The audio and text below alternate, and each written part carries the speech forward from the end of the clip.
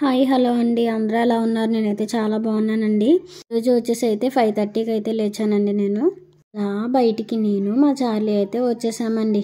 చలికాలం చల్లనీళ్ళు స్నానం చేయాలంటే నిజంగా భయం వేస్తుంది. అందుకనే పొయ్యి అయితే ముట్టించుకున్నానండి.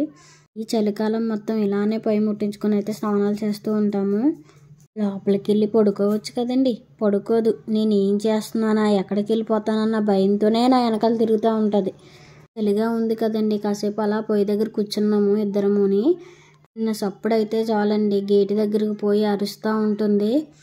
బయట వదిలేస్తే ఏమైపోతుందని ఆలోచిస్తే ఇంట్లో పెట్టుకుంటే ఇంట్లో చూడండి ఎలా చేసిందో, బట్టలన్నీ బయటికి లాగేసింది.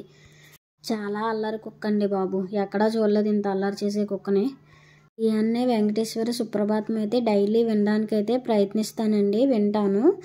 అన్నయ్యకి వచ్చేసి కనకాంబరం తులసి మొరంతో అయితే మాల అయితే కట్టానండి. రోజు ఏదో ఒక రకంగా అలంకరణ అయితే చేయించుకుంటారండి.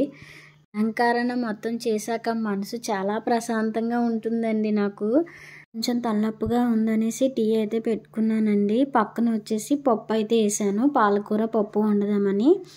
చాలామంది పూజ దగ్గరికి రాబోసరికి ఇలా చేస్తేనే పూజ అని చెప్తా ఉంటారండి. నేను అవేమి పట్టించుకోను. నాకు తోచినట్లో ఏముందో అవే నేను పెట్టుకొని అయితే పూజ అయితే చేసుకుంటానండి. ప్రతి ఒక్కటి కొనుక్కొని వచ్చి దేవుడి దగ్గర పెట్టుకోవాలని ఎవరికి ఉండదండి, ఎవరికైనా ఉంటుంది. కానీ ఇంట్లో పరిస్థితుల వల్ల కొన్ని పెట్టగలం, కొన్ని పెట్టలేము.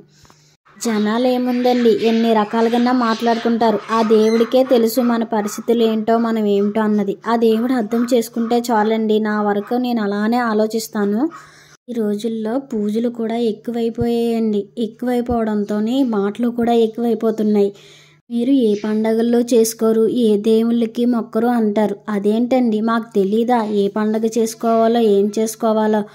మీరు చేసుకుంటున్నారని మీరు గొప్పగా చెప్పుకుంటే ఏముందండి, ఎదుటివారు చెప్పుకోవాలి. అలాగనేసి ఎదుటివారు చేసుకోలేదని మీరు ఎలా అంటారండి? అలా అనకండి, ఎవరిని కించపరచకూడదు. ఈ రోజుల్లో ఇలా ఉంటుందండి. చుట్టుపక్కల వాళ్ళు పండగ చేసుకున్నా సరే మాదే గొప్ప అంటారు. మళ్ళీ వచ్చేసరికి ఏ పండగలు చేయరంటారు. ఇదే విధాలుగా మాట్లాడతారండి. ఎవరి మాటలు పట్టించుకోకుండా మన లైఫ్ని మనం ముందుకు సాగిపోవడమే, అంతే కదండి.